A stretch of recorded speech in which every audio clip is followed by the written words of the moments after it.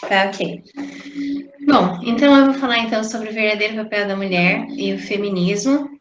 E essa pequena palestra, né, ela é baseada nos ensinamentos do reverendo Dr. Samya Moon e principalmente nos livros O Pensamento da Unificação e na versão mais recente do Princípio Divino, que é chamado OSDP. OSDP é o nome, né, que significa em inglês, né, Princípio Divino Substancial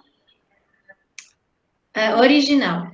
Então, esse livro, ele foi um pedido, né, do reverendo Samya Moon para o reverendo Yu em 2007. Em 2008, ele conseguiu fazer, então, um manual, ele apresentou um manual do OSDP, e em 2012 foi publicado. Então, em 2009, por aí, foi feita uma série de seminários, inclusive o reverendo Christian, que está aí na reunião, participou de um seminário em Las Vegas do OSDP. E esse livro, né, o reverendo Samyamuni diz que é a última atualização do princípio divino. Então, que seria a versão substancial, versão em nível de aperfeiçoamento.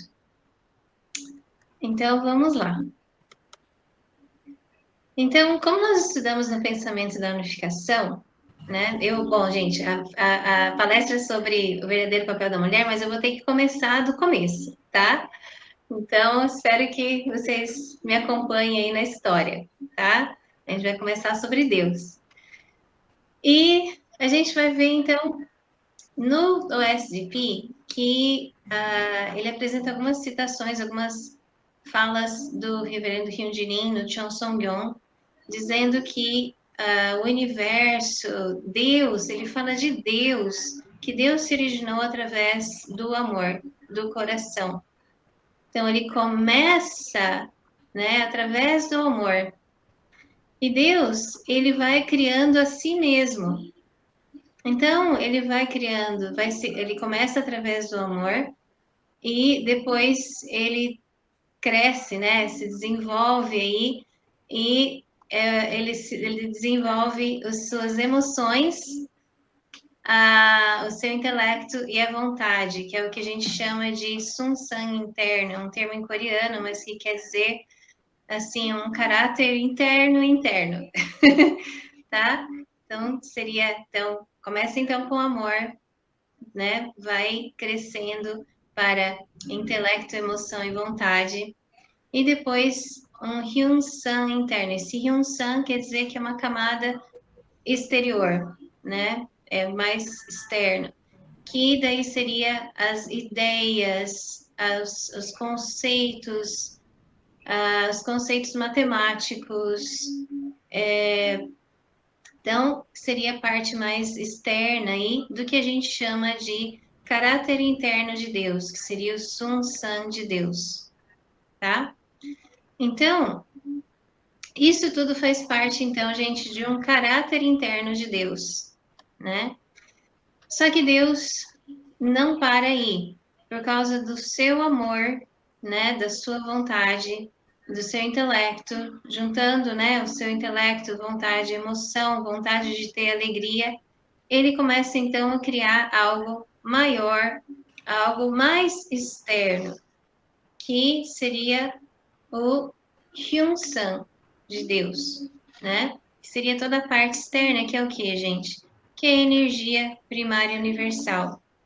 E através da energia primária universal, então ele começa a criar todo o universo. Para quê? Qual o propósito da criação? De ter uma ação de dar e receber de amor, né? De ter filhos, de ter alguém para amar, né? Então, de ter um objeto de amor. Esse é o propósito da criação, porque a gente existe. Então, a gente pode dizer, né, que Deus, que é a origem, ela é única, né? Certo? É um coração, né? Começa de um, certo? E para ele ter um filho, né? Ter alguém fora de si mesmo, um co-criador, né? Ter alguém com personalidade própria, com quem se relacionar, ele cria então um lado externo, a sua forma externa.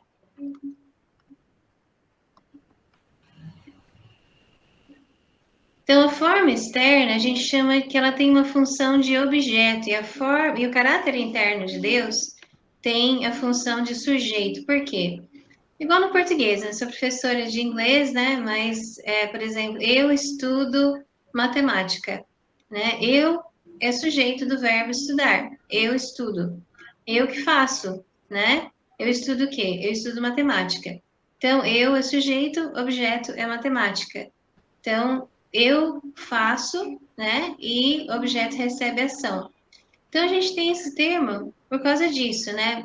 A parte interna de Deus, caráter interno, o coração, a vontade de amar, a vontade de sentir alegria, impulsionou, né, o seu intelecto e criou todos os conceitos matemáticos, leis naturais, para criar uma forma externa. Então, a gente chama isso aqui de sujeito. E o sujeito, ele tem alguns aspectos mais masculinos, né? A gente vê na história que normalmente é o homem que desbrava, que sai, que começa, né, a ação, começa a colonizar, depois que ele traz a esposa, né? Depois que traz a mulher, as crianças. Então, essa iniciativa, né, que normalmente é um aspecto mais do caráter masculino, faz com que a gente chame, né, então, o lado que a gente não vê de pai celestial, porque ele tem essa função de sujeito. É o lado interno de Deus que começa a criar, certo? E que cria sua forma externa para ter um parceiro de amor. E esse parceiro de amor, que somos nós, que somos a imagem de Deus, né? Porque Deus nos criou a imagem, a sua imagem, nós nascemos daqui, né? Nós nascemos da sua forma externa, nós nascemos no mundo físico. E é um mundo físico que nos nutre, que nos dá alimento. Então, nós chamamos, né, a forma externa aqui de Deus, né, como uma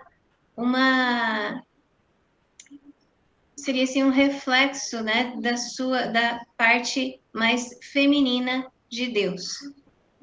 Mas isso não faz com que ele seja dois, né? Ele apenas tem, como eu mostrei antes, né? Um coração, né? E como se fossem camadas de cebola, né? Tem um centro e foi desenvolvendo, mas é um só, certo? E esses aspectos, eles têm uma relação entre si, né? Eles estão todos interligados, está tudo junto. Abaixa um pouquinho. Levantar na frente. Ah, tá bom. Obrigada. Os técnicos de ajuda aqui estão me ajudando. Então, certo, gente? Então, eles estão ligados, tá ok? Estão interligados. E a união do sujeito e do objeto, né? A união de Deus com a sua criação, ela é feita através do ser humano, tá? Ela é feita através do ser humano, é através da ligação de Deus com o representante dele, né, na forma externa, na criação, no universo, que ele tem então que ele vai formar o reino dos céus, que é o objetivo final da criação. Então nós observamos, gente, nós podemos observar que Deus, ele criou o homem e a mulher à sua imagem, né? Não criou só o homem, criou o homem e a mulher à sua imagem. Então, nós sabemos que, se na sua forma externa existe essa dualidade também, né? Que é o masculino e feminino, macho e fêmea, positivo e negativo, né? Nós sabemos também que dentro, né, da sua forma, do seu caráter interno, também tem masculino e feminino, né? Também tem positivo e negativo, yin e yang, né? Que é o termo usado no Oriente para descrever esse caráter interno, essa dualidade, né? No caráter interno de Deus. Então, nós chamamos, apesar de ter masculino e feminino, né? Em toda a história bíblica, Deus foi chamado de Pai. Por quê? Porque nós chamamos de Pai esse caráter interno, que é o sujeito, que é quem começa a ação de dar e receber, quem é que cria, e o lado externo, a forma externa de Deus, né? Representa, então, o lado mais feminino, mas está tudo ligado. Vocês entendem isso, né? Que faz parte de um ser só, né? Que foi se desenvolvendo. Então, o Reverendo Moon, ele fala que Deus, ele se desenvolveu, ele criou a si mesmo, foi criando a si mesmo. E é interessante porque quando ele cria o ser humano, ele dá essa mesma responsabilidade para o ser humano.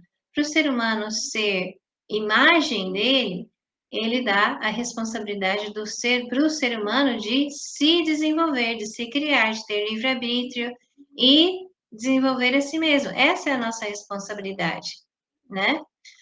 Mas nós temos uma função a mais, né? Por quê?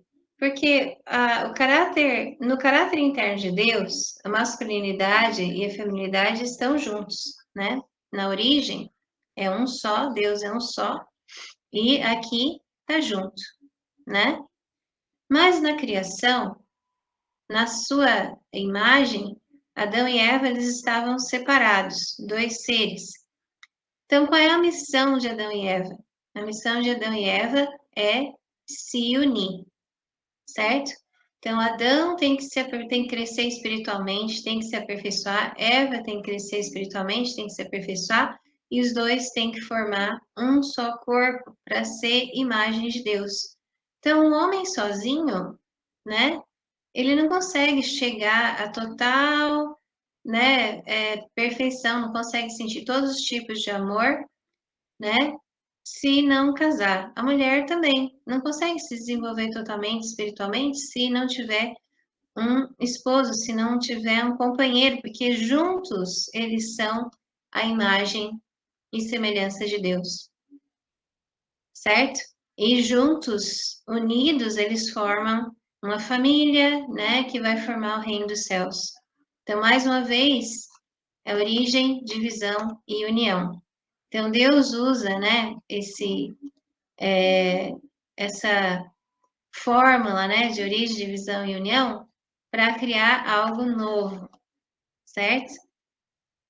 Infelizmente, nós sabemos que houve uma queda, né? A queda do homem, não vou entrar em detalhes sobre isso agora, né? Mas nós sabemos que o homem caiu, certo? No seu período de crescimento aí, não cumpriu com a sua responsabilidade. E nós começamos então um processo de restauração, né? E nessa queda, né, a Bíblia fala o seguinte, lá na história da queda, né? Nós temos, gente, o pessoal que está novo, que está chegando agora, né, que não conhece muitos convidados novos, nós temos aí uma palestra sobre a queda do homem que é muito interessante, muito importante, se vocês quiserem conhecer, tá bom? Mas a Bíblia fala aqui, e tomou o Senhor Deus o homem e pôs no jardim do Éden para lavrar e o guardar. E ordenou o Senhor Deus ao homem, dizendo: de toda a árvore do jardim comerás livremente, mas da árvore do conhecimento do bem e do mal, dela não comerás, porque no dia que delas comeres, certamente morrerás. Então, aqui deixa bem claro que Deus deu o mandamento ao homem, certo? Ok? Depois, Deus fala que criou, né? Cria Eva. Então, ele disse, ele disse o Senhor Deus, não é bom que o homem esteja só, far-lhe uma ajudadora idônea para ele. Então, Eva é criada. depois que Adão recebe a mensagem, o mandamento de não comer da árvore do fruto da ciência do bem e do mal. Então, gente, a palavra é dada ao homem, né? E a gente sabe aí que depois, né, Eva é seduzida aí pela serpente, e Eva acaba dando fruto para Adão, Adão come o fruto. Nós temos toda uma explicação para esse simbolismo, tá? E Adão, então, cai espiritualmente, né? Há uma queda do homem, né? Ou seja, eles caem espiritualmente, caem de nível espiritual, certo? E na Bíblia fala o seguinte, ó, porque assim como a morte veio por um homem, também a ressurreição dos mortos veio por um homem. Porque assim como todos morrem em Adão, assim também todos serão vivificados em Cristo. Ou seja, a Bíblia deixa bem claro que a queda foi uma queda do homem, né? Por quê? Porque o homem que recebeu o mandamento direto de Deus, certo? E a desobediência ao mandamento, né? Porque como pela desobediência de um só homem, muitos foram feitos pecadores, assim pela obediência de muitos serão feitos justos. Então a Bíblia fala, né, sobre a queda do homem, né? Não são dos homens, não é da humanidade, é queda do homem. Por quê? Porque cabia ao homem obedecer o mandamento de Deus, né? Ele tinha que ser firme, que ele recebeu o mandamento direto de Deus, né? E ele tinha que educar Eva, né? Ele tinha que passar esse mandamento para Eva. Então, quando a gente fala, né, de sujeito e objeto, do homem, né, e sempre na Bíblia é o homem que recebe a palavra, né? Tem muitas mulheres muito importantes na Bíblia, como Rebeca, outras mulheres, mas a Bíblia é sempre, assim, os profetas, né, são poucas profetisas, mas são os homens que recebem a palavra. Então, por que isso, né? Porque cabe ao homem, né, ter essa conexão com o sujeito, ele sendo sujeito, ele tem uma conexão com o sujeito. Deixa eu voltar aqui no Fundamento de Quatro Posições. Acho que eu deixei aqui depois. Aqui, certo? E cabia ao homem mandar levar essa palavra, certo? Mas isso não faz, a posição do sujeito e objeto não faz do homem um ser de maior valor, tá? Isso quero deixar bem claro, né? Porque nós mulheres a gente pode se sentir às vezes meio inferior, né? Mas a questão da posição do sujeito e objeto é só quem começa a ação, né? Então, quem normalmente toma iniciativa, né? E é um aspecto masculino essa iniciativa, né? Espera-se que o homem tome mais iniciativa, certo? E a mulher tem outras características e eles se complementam em um só, né? Então, quando na providência de Deus de restauração, né, Deus trabalha com os homens, né? É porque eles têm essa característica de iniciativa. Mas numa família, quando você tem lá o pai, a mãe e os filhos, né? Numa casa, essa casa começa a pegar fogo, certo? O valor de quem vale mais ali, né? Normalmente são os filhos, né? Os pais vão querer salvar os filhos primeiro, né? E os pais, o pai e a mãe, eles estão numa posição de sujeito para com os filhos, né? Porque eles que começam a ação, eles que criaram, deram luz aos filhos, né? A mãe que deu luz aos filhos. Então, o pai e a mãe estão numa posição de sujeito com relação aos filhos. Mas todos têm um valor maior, ou até o objeto, às vezes, tem um valor maior para o sujeito, né? Então, eu quero deixar bem claro, gente, que o valor é o mesmo, né? Apenas o sujeito tem essa característica de iniciar a ação. Então, Adão, né, sempre teve essa falha para ser restaurada, né? E cabe então a Cristo, né, ao Messias, que seria o segundo Adão que a gente vê na Bíblia, né, restaurar essa falha, certo? Então, cabe ele, né, restaurar uma noiva e através dessa união entre o Cristo e sua noiva, estabelecer então o reino dos céus, né? Então ele vai estar restaurando a queda do homem. Então, toda a história, né, é para a vinda no Antigo Testamento era para a vinda de Cristo, né? Depois para a segunda vinda de Cristo. Exatamente porque a gente tem uma palestra sobre isso, né? Porque Cristo não conseguiu sua noiva, né, há 2000 anos atrás. Por isso que tem a segunda vinda de Cristo. E é uma segunda vinda do homem, né, do terceiro Adão, certo? Pessoal, tem alguém com o microfone aberto, se puder desligar, por favor? Certo? Então, gente, o Reverendo Simeão, ele fala o seguinte, né? Por que nos casamos? Para podermos nos assemelhar a Deus. Deus existe como um ser unificado que contém as características duais de masculinidade e feminilidade. Como um homem e uma mulher representam as características divididas de Deus, têm que se unir num só e tornarem-se como uma semente para voltar à posição original de Deus.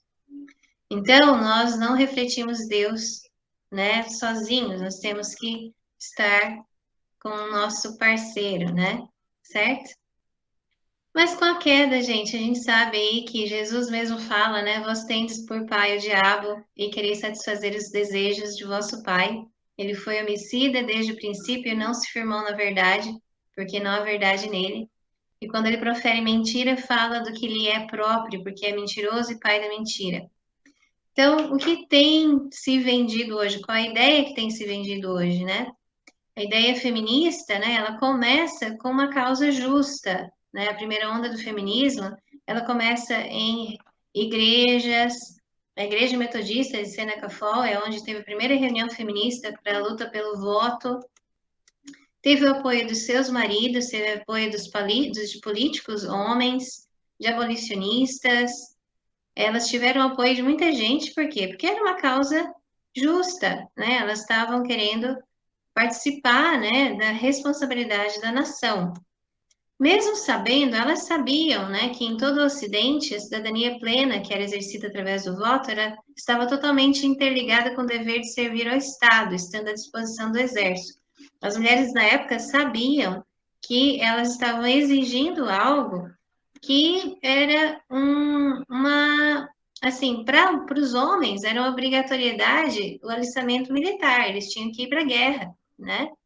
Então, eu voto, eu sugiro algo, eu escolho alguém para me representar, mas eu tenho que ir para a guerra pela nação. A mulher, não, ela ia fazer isso, né? Sem, ela ia ganhar um direito sem ter uma obrigação. As mulheres na época sabiam disso. E elas receberam esse direito, né, de voto, né? E aos poucos foram conseguindo. A gente sabe que em muitos lugares não há igualdade. A gente sabe que, por exemplo, o Talibã, a Arábia Saudita, muitos países no mundo não existe realmente direitos, né, femininos. E isso precisa ser mudado. São causas justas. Mas nós não vemos o feminismo de hoje gritando, fazendo campanha para que as mulheres da Arábia Saudita, as mulheres no Afeganistão, né, as mulheres na Índia, as meninas que são vendidas, né, para templos hinduístas, nós não vemos mulheres na rua hoje feministas brigando por essas mulheres no mundo, né, que precisam de ajuda, que realmente precisam de ajuda. As mulheres feministas hoje, elas se baseiam em teóricas, em escritoras, né, do início do século, que já começaram, por exemplo, a Margaret Sanger, que nasceu em 1879, que começou a ideia, né, de que a família, os bebês, é uma corrente que acorrenta a mulher, que o casamento é uma corrente, que a mulher não tem o controle sobre o seu corpo. Uma mulher que não tem o controle sobre o seu corpo não pode ser uma mulher livre, né? Uma mulher não pode ser livre até ela poder ter a escolha de ser ou não ser mãe. Então, a ideia do aborto, né, começa aqui. A ideia de que eu sou dona do meu corpo e o meu filho, eu tenho o direito de matar ele se eu quiser, porque ele está dentro de mim, então eu tenho o direito de assassinar um ser humano, porque a partir de que momento se torna um ser humano, né? Se o feto, ele, ele se torna um ser humano, ele já é um ser humano, né? Porque senão um bebê, a gente dá o nome de bebê, a gente dá o nome de criança, dá o nome de adulto, dá o nome de idoso. Nós damos nomes diferentes para o crescimento do ser humano, para o desenvolvimento, para partes, né, do desenvolvimento do ser humano. O feto é um desenvolvimento do ser humano. Então, ele já é um ser humano. Então, com que direito eu posso assassiná-lo, né? Outro também, né, a Simone de Beauvoir, né, que escreveu O Segundo Sexo, que vendeu 20 mil cópias na primeira semana, foi traduzido para 44 línguas. Ela acreditava, né, que o homem e a mulher, que não existe homem e mulher, né? Então, eu falo assim, né, não acredito que existam qualidades, valores, modos de vida especificamente femininos. Seria admitir a existência de uma natureza feminina, quer dizer, aderir a um mito inventado pelos homens para prender as mulheres na sua condição de oprimidas. Não se trata para a mulher de se firmar como mulher, mas de se tornarem seres humanos na sua integridade. Então, a ideia de que a mulher é oprimida, que ela né, não pode, a mulher que escolhe ser mãe, casar, né, ela, ela é uma oprimida, né, ela fala que ninguém nasce mulher, torna-se mulher. Então, essa questão de você escolher o seu próprio sexo. E a Simone de Beauvoir também falava sobre o casamento, né? Entre as que se vendem pela prostituição e as que se vendem pelo casamento, a única diferença consiste no preço e na duração do contrato. Então, dizer que um casamento, né, que é abençoado por Deus, é a mesma coisa que uma prostituição, né? É pesado, né? Mas, enfim, muitas pessoas seguem esse tipo de pensamento, né? E também a Beth Friedan, que também escreveu A Mística Feminina, também um livro muito vendido, vendeu mais de 1 milhão de cópias só em 1964. Então, só para vocês, mostrar para vocês, né? A Beth Friedan também veio de um casamento problemático. Essas mulheres, elas acabam pegando o pior do homem, né? De homens maus, né? Existem homens maus, né? Homens ruins, que traem suas esposas, abandonam seus filhos. E isso era comum, né? Bastante comum homens agir dessa forma. Então, essas mulheres, o que elas querem? Elas querem os mesmos direitos desses homens maus, né? De poder matar os seus filhos, de poder ter uma vida, né? Ter vários casos fora do casamento, né? E não serem julgadas por isso. Então, elas não querem ter os mesmos direitos de um homem, no sentido, elas não estão mais lutando pelos mesmos direitos, né? De um homem, ou lutando pelas mulheres que estão sofrendo realmente opressão fora, não, elas estão lutando em um país livre, por direitos de sexo livre, na verdade, né? De não ter responsabilidade pelos seus próprios atos, e por isso o feminismo e o cristianismo não combinam. Por quê? Porque homem e mulher não são iguais, né? Homem e mulher, eles são diferentes, e eles se complementam, eles juntos formam a imagem de Deus.